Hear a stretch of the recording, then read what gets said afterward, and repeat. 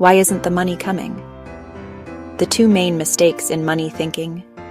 Imagine that you have set a goal for yourself to earn a specific amount. You plan everything, try, maybe even pray or visualize, but the money is not coming. Or they go, but then, do they suddenly flow to another place? Why is this happening? Because we often make two fatal mistakes in dealing with money without even realizing it. Today, you will find out what they are and how to avoid them so that the money starts coming exactly where you want it to go.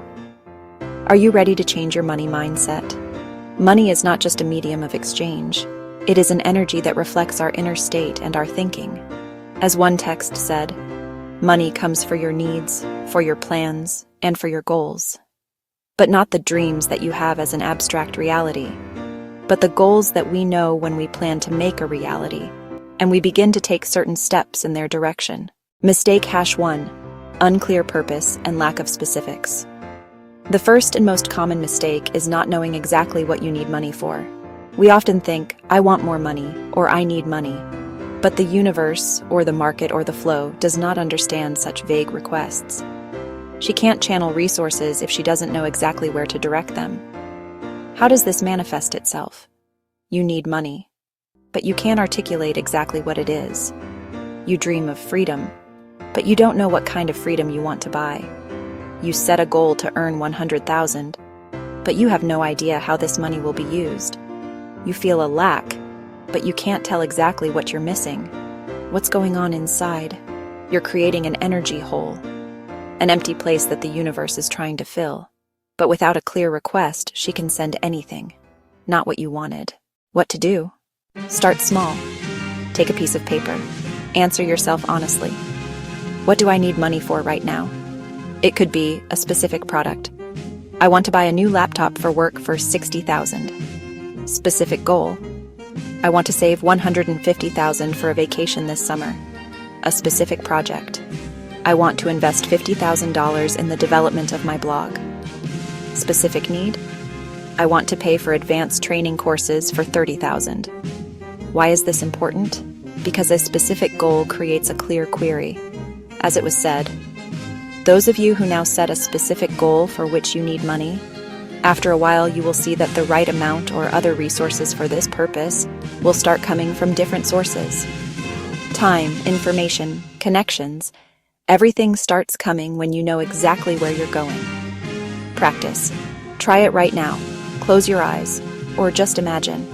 Ask yourself, what exactly do I need money for now? Not in the future, not someday. Now. And if you get an answer, write it down, even if it seems like a small thing. This is your first step to clarity. Mistake #2: self-deception and sabotage, deceiving ourselves when resources arrive. The second, equally important mistake is to deceive yourself at the moment when the resources have already arrived. It sounds paradoxical, but that's how we often do it. We set a goal, make an effort, and, at some point, money or opportunities appear. But instead of using them for their intended purpose, we remember about other urgent needs. What does it look like? You've saved up money for your vacation, and suddenly you remember that you urgently need to make repairs. You got an advance, and you understand that you haven't bought groceries for a long time. You've earned money for the course, and you decide that this money will be used to pay off the debt. You accidentally spend money that was intended for a purpose, justifying it with a small purchase. What happens? You're kidding yourself and the universe. You're giving the signal. I'm not ready to afford what I want. I don't trust that I'll have enough. It destroys your cash flow. For some reason, you remember that it's time to make repairs. Soon the children need to be sent on vacation or ready for school. You remember what you would like to spend this amount on, and you start planning how you will close your financial and household holes with just the amount that came to your dream.